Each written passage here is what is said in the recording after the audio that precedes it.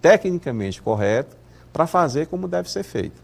Eu vou lembrar sempre, o prefeito Elmano Ferrer fazia parte, era meu vice-prefeito, eleito comigo para cuidar da cidade. Portanto, não atire pedra porque não cabe. Aliás, ele disse que está fazendo, o prefeito Elmano, aquilo que o senhor pediu a ele. No dia que o senhor entregou o cargo, o senhor disse, eu peço ao meu vice-prefeito Elmano que cuide bem de Teresina. Ele, na sua visão, está fazendo isso? Está cumprindo o seu pedido, atendendo ao seu pedido? Eu acho que cada um faz o que pode, com as pessoas que pode contar. Eu não atiro pedra em ninguém. Compreendo as dificuldades, que são muitas as dificuldades. Torço para que ele tenha sucesso, mas que não desqualifique os outros, quem quer que seja justo. Eu vejo o senhor falando do Lagoas do Norte, o senhor acabou de falar do plano diretor, e uma das acusações também que é feita às gestões anteriores é a ausência de projetos. O senhor também já deve ter ouvido isso, os membros do PSDB devem ter ouvido, a gente já ouviu aqui. Olha, nós estamos tendo dificuldades, porque não encontramos projetos em andamento, estamos tendo que elaborar os projetos, levar para Brasília para poder o recurso vir. Daí a dificuldade da gente avançar. Aí está a questão, por exemplo, dos elevados, dos viadutos, e que estaria culminando com este relativo caos no trânsito que Teresina enfrenta hoje. O que é que o senhor tem a dizer a esse respeito?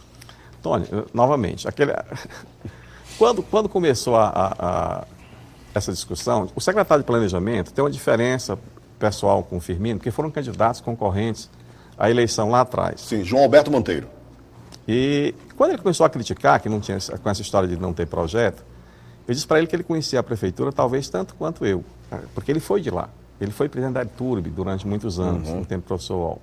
E que ele procurasse nas prateleiras, nos computadores, que ele ia encontrar projetos que estavam em execução, projetos concluídos, em execução e projetos que estavam atrás de recursos para serem concluídos. O senhor disse isso a ele? Disse, mas não disse, porque ele teve uma entrevista aqui na TV Cidade Verde, e eu não quis fazer polêmica, mas eu liguei para ele. Depois e disse isso a ele. Se você quiser, procure que você encontre. Ou então eu lhe digo como é que você vai encontrar.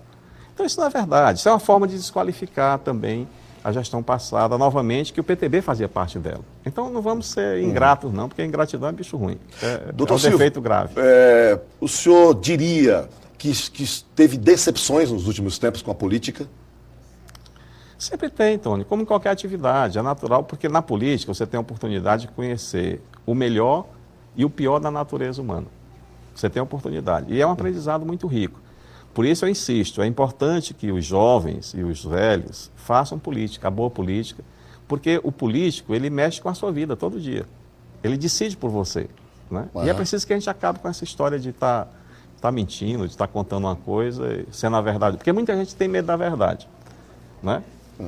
Por exemplo, você não chamou, mas você disse que ia perguntar, deixa eu ver a questão da verdade. Eu posso ter convicção da minha verdade e pode não ser a verdade verdadeira, ou não ser a sua verdade.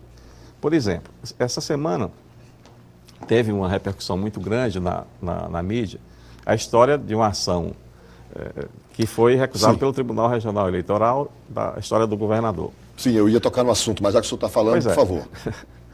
Pois é, deixa eu me antecipar aqui.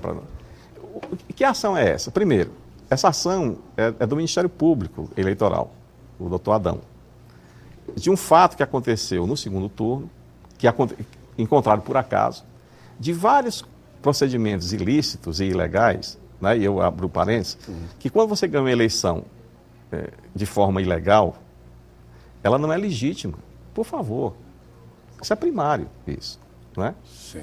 Então, se não é legítima, cabe a quem perdeu, e eu perdi a eleição, embora não esqueça que tive de cada 100 votos, eu tive 42, portanto, com as condições absolutamente desiguais, mas não reclamo, né? Eu, até poucos dias atrás, o deputado Temício esteve na minha casa, com quem nós conversamos antes da eleição. Ele disse, olha, eu não tenho mágoa, é um sentimento que eu não tenho. Está tudo resolvido, está tudo equacionado, está tudo direitinho, né? Não tenho... De tudo que eu escutei de você, de tudo que eu escutei do deputado Marcelo e de tantas lideranças políticas à época, está tudo direitinho. Está tudo resolvido. Está tudo em ordem, não olho para trás. Então, a gente olha para frente. Né? Então, que ação é essa? É uma ação de fatos que aconteceram graves, apurados pela Polícia Federal. Não fui eu que denunciei, foi o Ministério Público Federal. E aqui essa decisão do TRE, Tony, olha só, nós estamos há um ano e 3 meses, portanto, há 15 meses do fato ocorrido. 15 meses. Fica parecendo a coisa da Fernanda Lages aqui, que eu assisti aqui no final.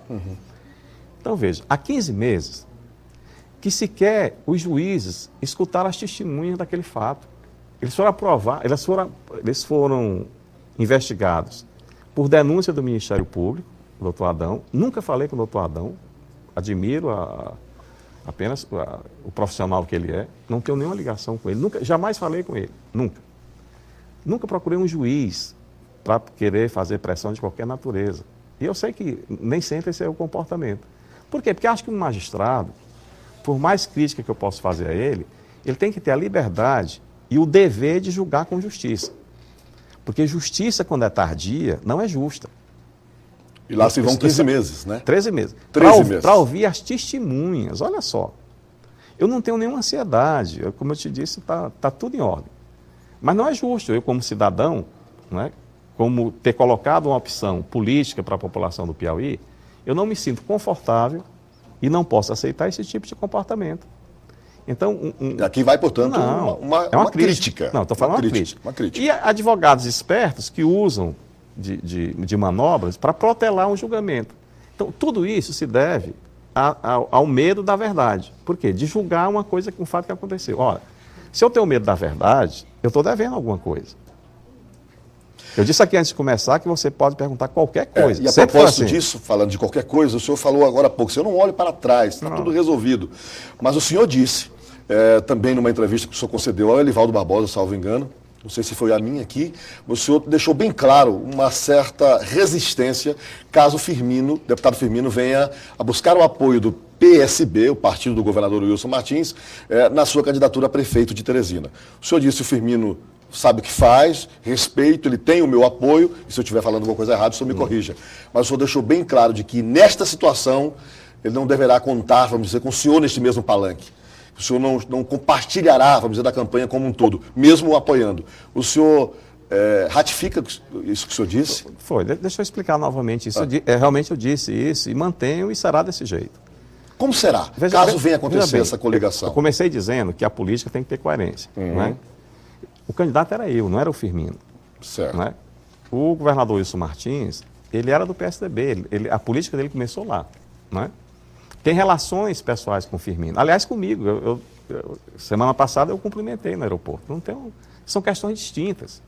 A relação pessoal e a relação política. Agora, eu não posso, durante uma campanha eleitoral, onde eu fui candidato por discordar da forma de cuidar do Estado do Piauí, das dívidas, do não pagamento de fornecedores, me dê uma obra, Tony, hoje, como cidadão, uma obra do governo do Estado que olhe para a mudança do perfil socioeconômico do Estado do Piauí. Só quero uma. Me diga qual é, uma só. Não tem. Então, em nome disso, de fazer uma gestão com esse olhar, com essas metas diferentes, foi que eu coloquei meu nome para ser avaliado. Perdi a eleição, isso não é demérito nenhum. Pobre do povo que não tem a oposição de governo. Não é? A política no Brasil, ela tem... Hoje todo mundo quer ser governo. Como se a oposição não fosse digna e não fosse tão importante quanto o próprio governo. Pela crítica, pela fiscalização. Porque se você for só governo, como é que pode ser isso? Mas até o Império Romano, que era totalitário e era vamos dizer, um reinado, né?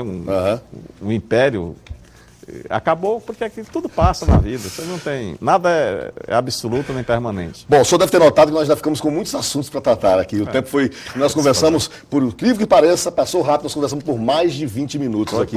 Quase 25 minutos. E eu quero pedir desculpas aos telespectadores, centenas deles que ligaram para cá, formulando perguntas, manifestação de apoio, outros fazem crítica, observação. Como eu não vou poder repassá-las ao vivo, não há tempo suficiente para isso, eu quero entregá-las nas suas mãos, agradecendo a sua atenção, a sua vinda, atendido ao nosso convite, dizendo que o nosso espaço, democraticamente, está sempre aberto aqui no Jornal do Piauí, doutor Silvio Mendes. Muito obrigado. Muito obrigado. Sempre às suas ordens também, disponível. Muito obrigado e boa tarde.